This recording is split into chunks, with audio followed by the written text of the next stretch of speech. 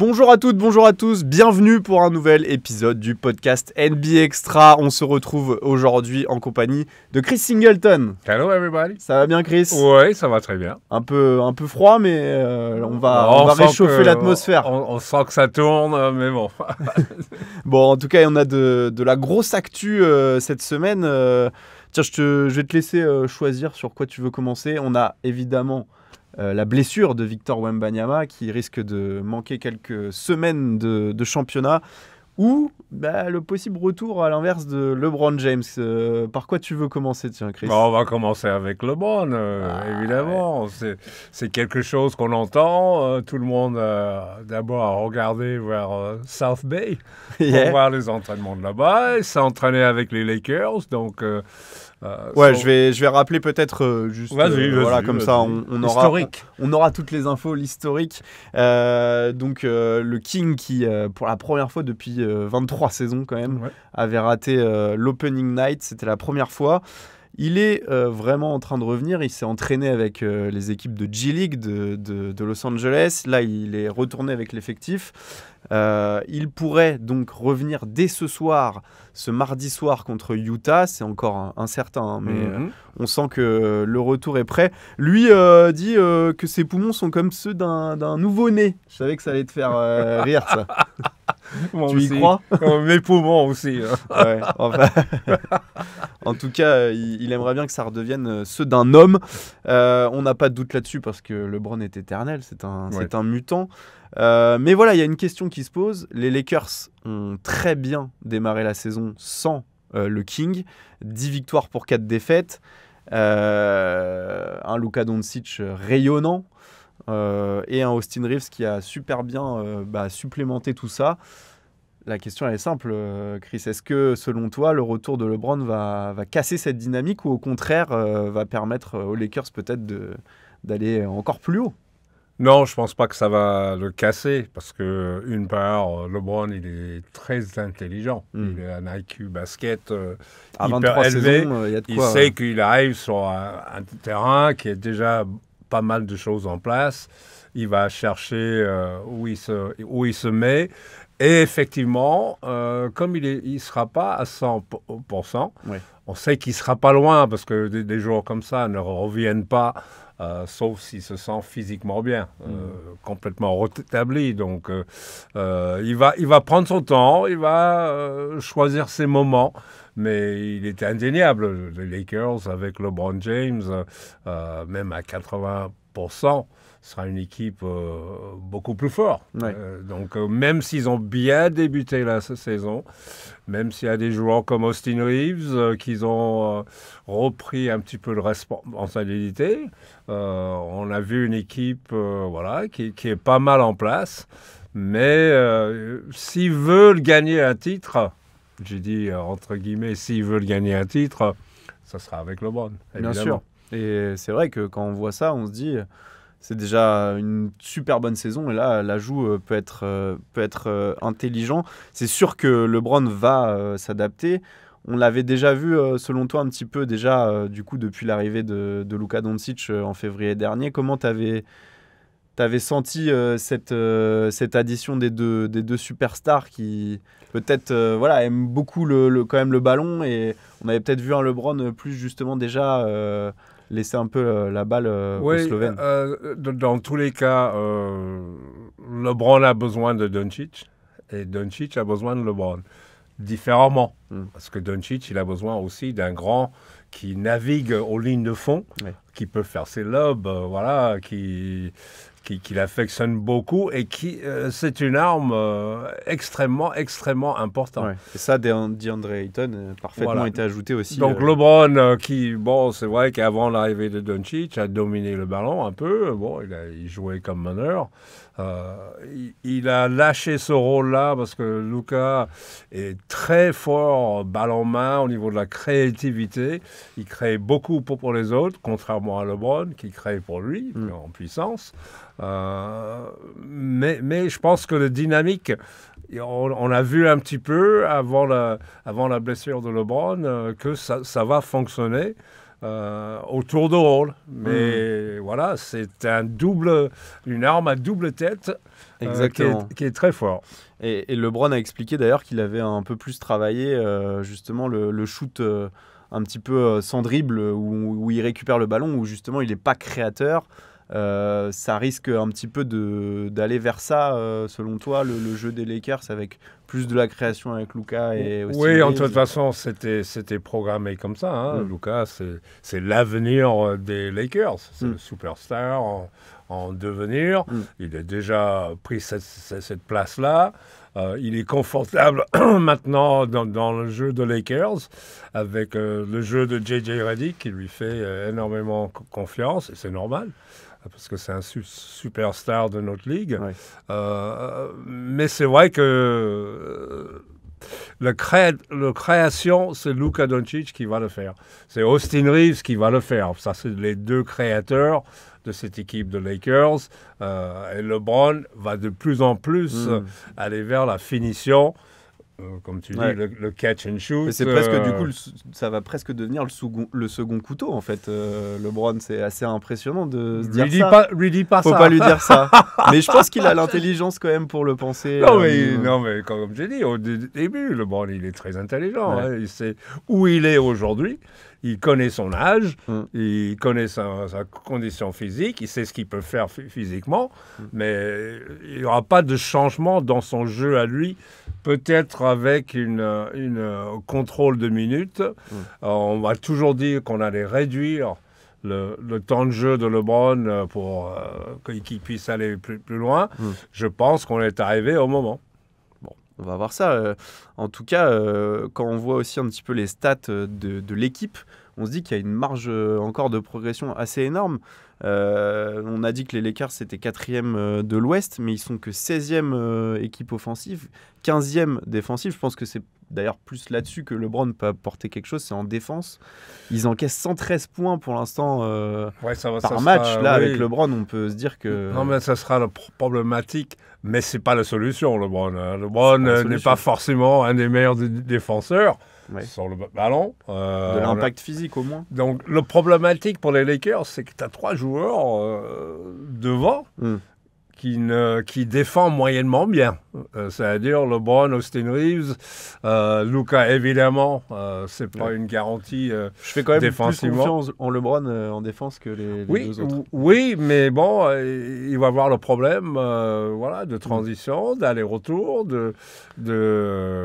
Après, on commence à avoir aussi dans le supporting cast qui a aussi une défense avec ça sera Smart. Ça sera plutôt le rôle de Ayton, Smart, d'être à la pointe de la défense.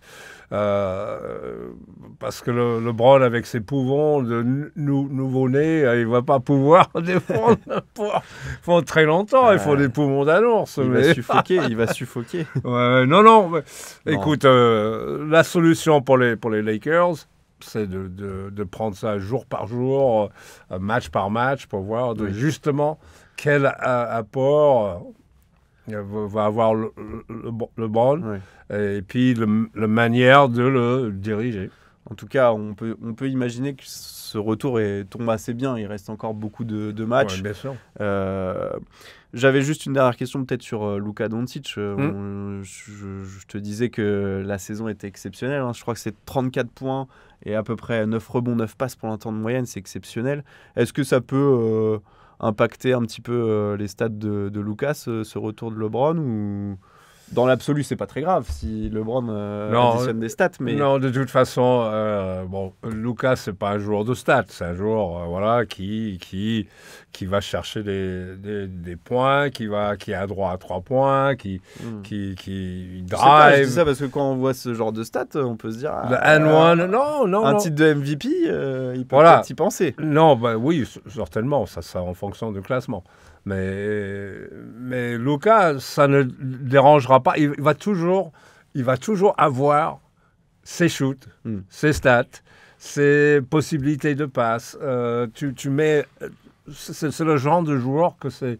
Voilà, c'est pas un autre joueur qui va impacter son volume ou son densité de jeu. Ok. on a été plutôt, on a vu une vision plutôt positive. Si jamais ça se passe pas bien, il faut toujours aussi l'imaginer. Est-ce que tu vois peut-être les Lakers et Rob Pelinka modifier cette équipe en cours de saison?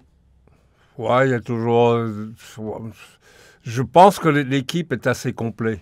Donc, je ne vois pas vraiment, donc, à part prendre un défenseur, mais je pense qu'on a choisi chez les Lakers le style de jeu qu'ils veulent. C'est attaque à outrance. Ouais. Vous avez des joueurs partout qui peuvent marquer des points. Donc, je vois plutôt le style d'équipe premier arrivé à 130. On est d'accord. C'est aussi ça le Lakers show. Yeah, showtime. Showtime. Bon, on va suivre ça, mais en tout cas, ça risque d'être intéressant. On est content aussi de revoir LeBron revenir à 41 ans bientôt. Ouais, LeBron, c'est comme Steph Curry, c'est comme Kevin Durant. On apprécie chaque minute qu'on les voit sur le terrain. Donc, profitons-en. Profitons-en parce qu'on voit justement qu'il y a certains joueurs qui peuvent vite retourner à l'infirmerie. C'est un peu le coup dur pour nous, pour les Spurs, pour le public français. C'est cette nouvelle blessure de Victor Wembanyama qui était parti tambour battant cette saison et qui là subit un petit coup d'arrêt avec une élongation du mollet gauche. Il devrait au moins rater 2 à 3 semaines. On sait que ça peut même être plus. Les Spurs vont prendre aucun risque avec la santé du jeune Français. C'est un nouveau coup dur. On se rappelle de sa thrombose veineuse aussi à l'épaule qui lui a fait rater la moitié de la saison dernière.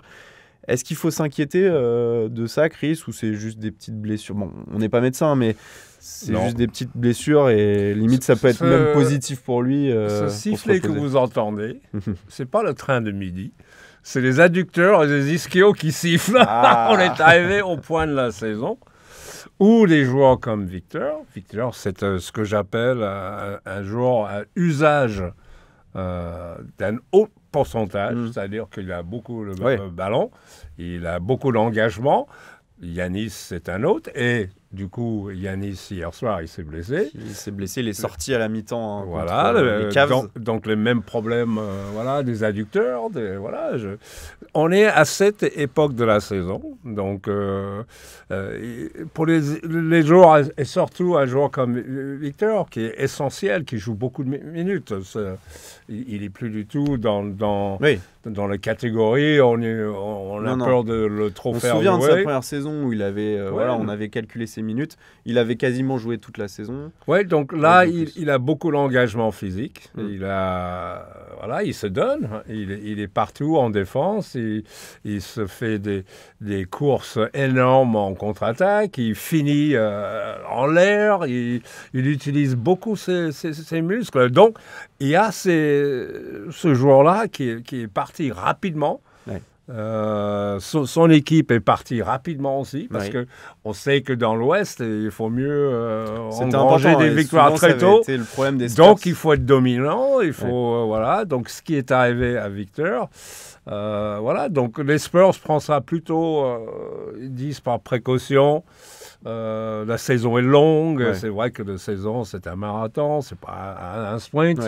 Donc, là, ils annoncent 2-3 semaines, mais on les connaît. Les Spurs, ils peuvent très bien cacher leur jeu et ça peut être un peu plus long. On l'espère pas. Oui, je doute que ça sera plus tôt. Ça c'est probablement donc sûr. Maintenant les Spurs, heureusement qu'il y a Fox qui revient. Bon, malheureusement il y a Wemby qui sort. Donc on attendait le jeu entre ces deux-là. C'était ça la nouveauté. Dans le jeu des Spurs. Donc maintenant, on va voir, il y a Castle. Et il y a Luke Kornet. Ils l'ont pris pour backup, parce que c'est un joueur efficace en prévision des absences de Victor.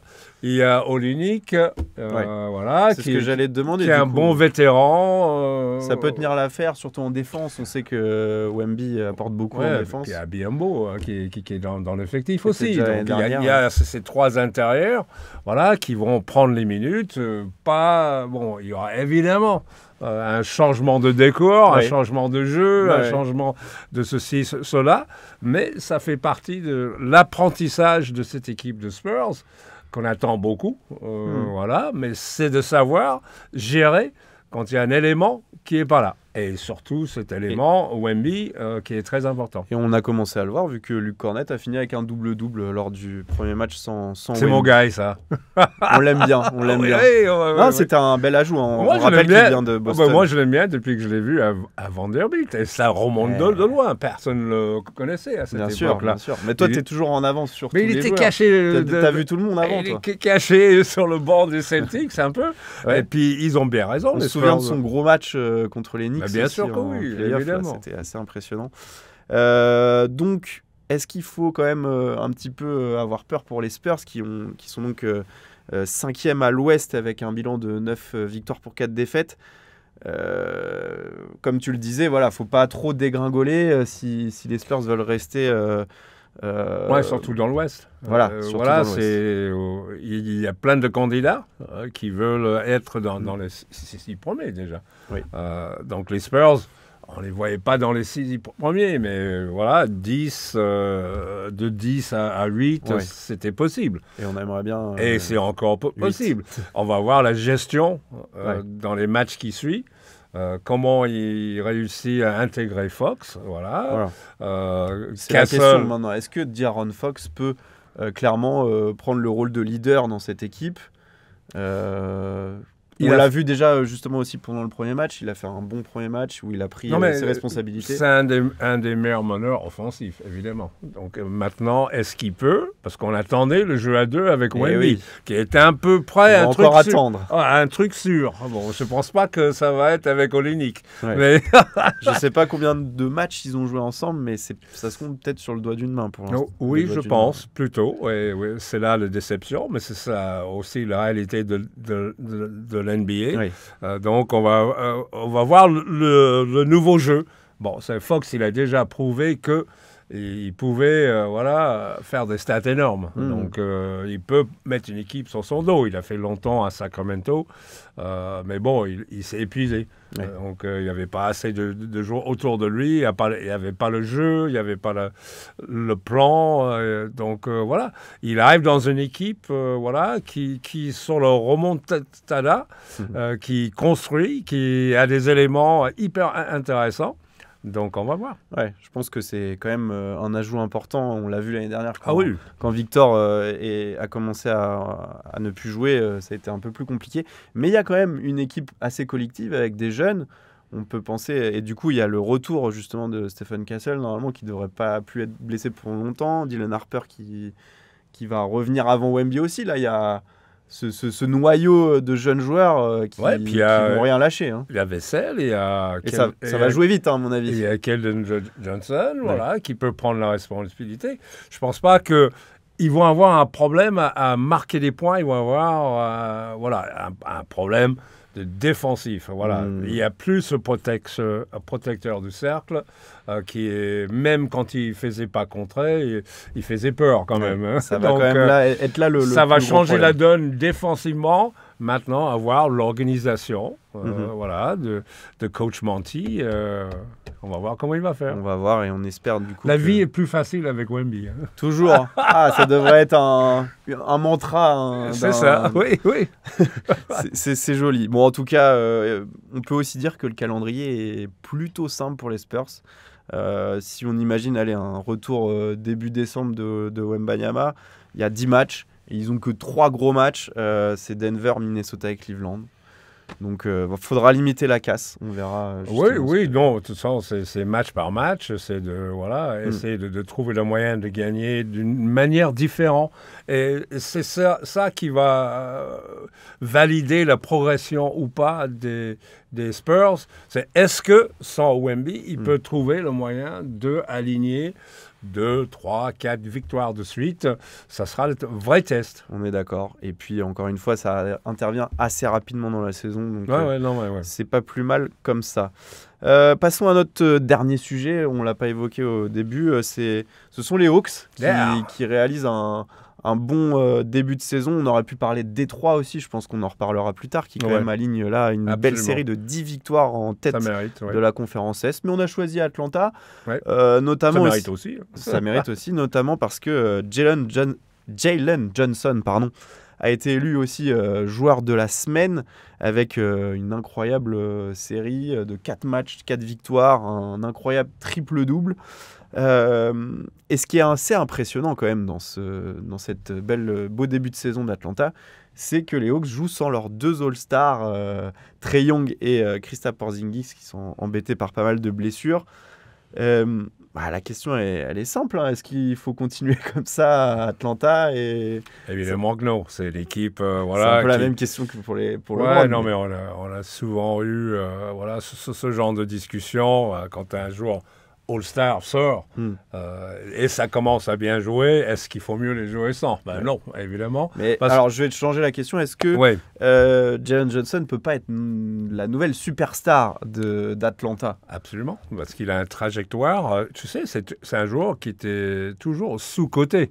Même quand il était au lycée, voilà. Encore une fois, c'est... Oui, il a eu un trajectoire... Oui, il a eu un trajectoire pas normal. Ouais. Il arrive à Duke, il joue pas beaucoup parce que, voilà, ceci, cela, il n'est pas assez discipliné dans son jeu. Et il n'avait pas de shoot. Donc, on se disait, oui, c'est un bon athlète, mais il va être limité. Bon, oui, effectivement, il va être limité, mais c'est une éponge. Il s'est entraîné, il a pratiqué, et là, il émerge comme leader de son équipe, de force en attaque polyvalent, parce qu'il attaque le cercle, il est en l'air, il est à droit à 3 points, voilà, il fait plein de choses, et il défend. Donc, il arrive dans cette équipe de Hawks, et c'est peut-être le bon timing, effectivement, le blessure de Trae Young qui a ouvert les horizons pour tous les joueurs de backcourt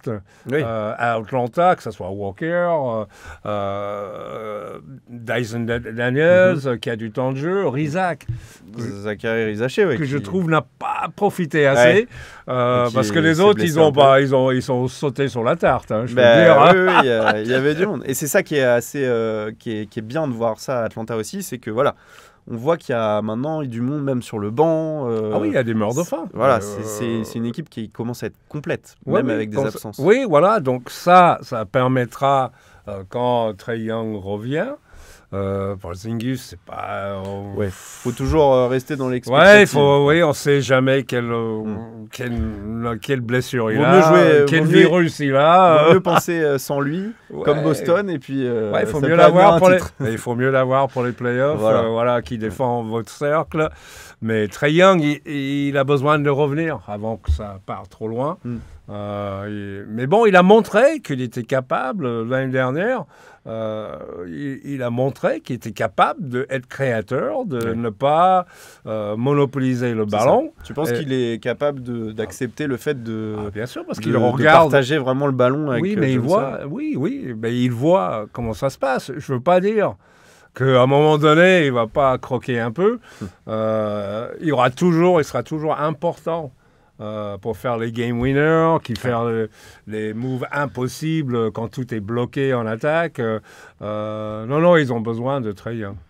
Ils ont besoin de Trae Young et ils ont bien fait aussi d'ajouter Nike Alexander Walker, tu en as un petit peu parlé, qui réalise un bon début de saison avec 17 points de moyenne. Oui, on avait pensé peut-être quand il avait quitté les Wolves qu'il allait avec son cousin. Oui, on aurait bien aimé le voir au Thunder. Mais bon, il est très bien à Atlanta. Je pense que là, Atlanta, il a la liberté. Et, je dis surtout encore une fois, avec la sortie de Trae Young, il a la liberté d'attaquer. On le voit, il est responsable, des percussions de ce jeu de Atlanta qui est pénétré, c'est de sortir la balle. Donc, non, ils ont un gang derrière qui est impressionnant. Non, ça commence. On peut parler aussi de Mogay, de Kretzky, et de Okongwu. Crazy Kretzky. Et Okongwu qui commence même à mettre un peu derrière l'arc. Donc, les armes sont de plus en plus présentes. Il était à l'école avec les balles. Donc, tu vois, il fait bien les remises en jeu parce qu'après, il ne voyait plus le ballon. Donc, maintenant, il en profite. Il a grandi. Il a grandi, ouais. Peut-être pas autant que les balles, du coup. Mais... Non, pas du tout. Et puis voilà, on peut donc finir. Il faudra peut-être faire un choix aussi quand même parce que Jalen Johnson va peut-être va prendre sûrement un gros contrat. Trae Young va, lui, attend aussi d'avoir son maximum à la fin de la saison. Il faudra peut-être faire des choix du côté d'Atlanta. On va voir comment la saison se passe. Bien sûr. Déjà, ça fait 2 ans qu'on essaye de trader Trae Young. Il est toujours dans les discussions. Voilà. Je pense que les Hawks vont continuer à essayer un petit peu avec lui. Mais ce qu'on sait, c'est qu'il y a plein d'équipes qui ont besoin des meneurs et des bons. Oui. Donc, à partir de là, il y aura un marché pour lui. Mais Johnson, il faut le garder.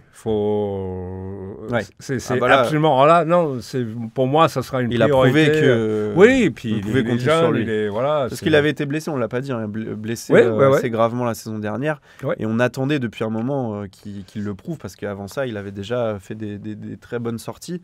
Donc Atlanta peut imaginer. Mais je pense on a toujours un peu de mal avec Trae Young de se dire qu'il est capable de partager une équipe. Oui, parce qu'il est, on va le dire, il est un peu spécial dans sa réflexion, dans les phrases qu'il dit. On ne comprend pas trop. Je pense que c'est un joueur qui a besoin d'être aimé. Il fait toujours le mal-être, dire c'est pas le pire en NBA. C'est moi contre le monde, on voit avec ses frasques à New York, il cherche un peu le conflit. Il a besoin de l'approbation parce qu'effectivement, il était petit, on n'a pas donné beaucoup de chance avec la réussite en NBA. Il a prouvé que il pouvait être dominant. Il a prouvé qu'il pouvait transférer ses talents de l'université à l'NBA. Donc, il a la recherche de reconnaissance. Puis en même temps, il est quand même protecteur. On l'a souvent vu avec Zachary Rizaché, il a toujours montré qu'il avait... Tu sais, les joueurs NBA, plus qu'ils avancent, plus qu'ils deviennent protecteurs. On voit ça avec LeBron, on voit ça avec KD, on voit ça avec Curry. C'est la marque de l'expérience. Voilà, la marque de l'expérience qui veut dire je peux transmettre quelque chose autant que je transmets à mes coéquipiers parce que les coéquipiers ils le regardent comme des dieux. Pour finir, là, justement, plus globalement, à l'Est, du coup... tu vois comment tu vois un peu les choses. Là, on voit Détroit qui finalement est en train de prouver sa bonne saison de l'année dernière. Cleveland et New York qui restent évidemment dans le coup. Il y a juste Orlando qui dans un peu nos favoris du début de saison. Ça revient un peu. Non, mais le départ des Pistons, il part en sprint. Donc, clairement, c'est une équipe moi, qui ça joue m'étonne bien pas en tant basket. que ça. Eux, ils ont prouvé qu'ils pouvaient gagner sans leur superstar. Cade Cunningham est blessé depuis 2-3 matchs. Il est absent. Donc, c'est un gros collectif. C'est un bon collectif. On sent que, encore une fois, il y a beaucoup d'équipes qui essayent de... c'est comme Atlanta, c'est jeune. Durant, ça défend dur. Je l'adore, le pivot. Durant, il est magnifique. Stewart, qui est backup, qui l'ont manqué beaucoup dans les playoffs l'année dernière. C'est une équipe. On va voir avec le temps s'ils arrivent à faire la distance. Je n'ai pas d'inquiétude pour les Cavs. Qui vont revenir, les Knicks, ils vont rester en haut dans les 4-5, et puis on va aborder les playoffs. L'équipe qui surprend un peu, et ça dépendra de Embiid, c'est Philadelphie. Et de Paul George, on en avait parlé la dernière fois, qui revient. Il est revenu hier soir, mais Embiid n'a pas joué, donc il y a encore pas mal d'incertitudes. Il y a pas mal d'incertitudes, surtout sur l'état physique des équipes. Et il y a de la place à prendre, et tu as raison. On peut penser aussi à Giannis qui s'est encore blessé. On suivra ça, on espère que ce ne sera pas trop long. Pourtant, il était en mission. Ça et c'est bien, peut-être le problème. 14 points. Trop d'utilisation, trop d'usage, trop tôt. Mais on connaît, ça c'est tous les ans, c'est la même chose. Tu peux pas, je parle globalement. Bon, très bien, Chris. On a brossé l'actualité chaude. On espère qu'on vous a un peu réchauffé en ce mardi. Bien sûr. Et on se retrouve bien vendredi avec Jacques, sûrement pour un nouvel épisode. Si c'est vendredi, c'est Jacques. Voilà. Maintenant, on a bien compris que le week-end, c'est Jacques. Voilà. Et puis, toi, tu débutes la semaine. Voilà. C'est bien. C'est un bon programme. Y a pas de souci. Merci de nous suivre sur toutes les plateformes. Vous pouvez aussi noter ce podcast. On attend des bonnes notes. Merci à tous, à bientôt.